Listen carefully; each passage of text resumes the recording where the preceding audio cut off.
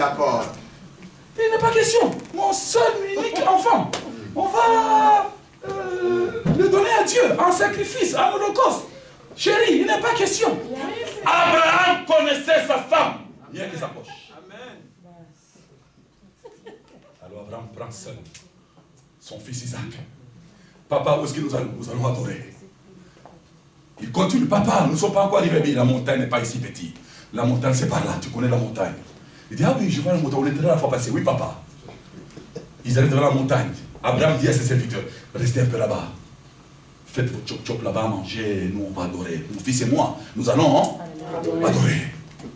Ils arrivent sur la montagne. Les monts Mériba. Son fils lui dit, papa, mais je vois les bois.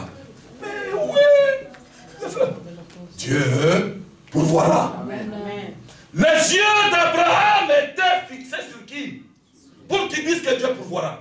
Ses yeux étaient fixés sur qui? J'aimerais que tes yeux aussi aujourd'hui, malgré les problèmes que tu traverses, écoute-moi bien, malgré les problèmes que tu traverses, j'aimerais que tes yeux aujourd'hui soient fixés vers ton Créateur. Amen. Parce que c'est lui la solution. Il a 10 000 solutions pour un problème. Vous voyez ça? 10 000 solutions pour un problème. C'est pas peu, hein? C'est beaucoup. Je sais que mon Rédempteur est vivant. Et il se lèvera de mes propres yeux, pas des yeux de quelqu'un d'autre. Alléluia. Amen. Il dit de mes propres yeux. Ce n'est pas que quelqu'un d'autre le verra. Non. C'est moi dans la situation médiocre que je me trouve aujourd'hui. Mon frère, ma soeur, je ne sais pas dans quelle situation tu te trouves aujourd'hui. Alléluia. Amen. Je ne sais pas dans quelle situation et quelle est la situation que tu traverses aujourd'hui. Mais c'est moi qui dis, peu importe la situation que tu traverses, une fois que tes yeux seront fixés, alléluia, je dis bien pour de vrai, alléluia, une fois que tes yeux seront fixés sur ton Créateur, ton problème va changer. Amen. Amen. Sois béni, Pierre Lindor. Ton problème va changer en solution. Amen. Amen. Vous savez, quand vous ne dites pas Amen, le prédicateur s'est refroidi. Quand vous dites Amen, Amen, le prédicateur, il... Amen. Amen, Amen. Yes. Amen. Amen. Dites Amen, Amen. Amen. Dites Amen, Amen. C'est comme ça. Amen. Une personne m'a dit Amen. Le prédicateur va dire, mais les choses que je suis en train de dire sont vraies ou... Et pourtant, c'est la vérité. Amen. Papa Moïse. Lui dit Shalom.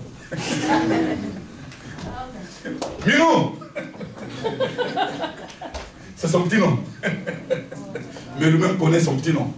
S'il ne connaissait pas son petit nom, ah c'est grave, mais il connaît. Amen. Alléluia. Amen. Ça,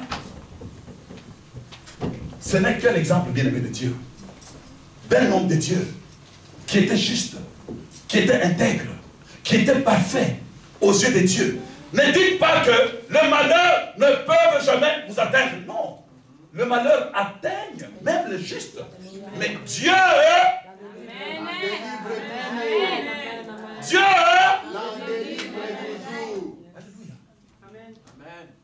pour que Dieu te délivre, tu dois avoir tes yeux sur lui.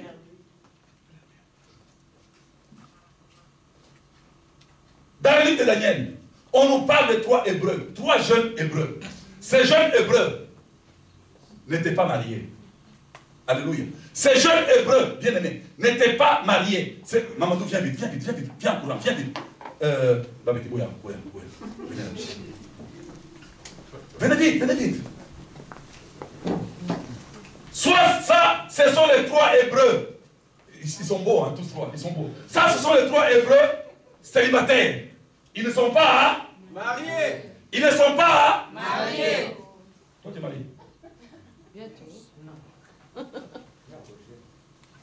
C'est quoi changer sa situation? Calamité. Dis Amen. Dis Amen. Oh.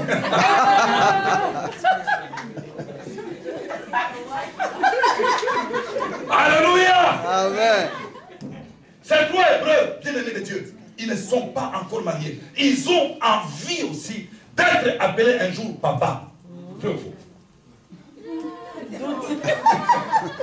Vrai ou faux? Donc ils ont encore cette envie d'être mariés un jour et d'être appelés aussi papa. Mais lui, papa Alain, il a déjà un enfant. Est-ce que vous comprenez?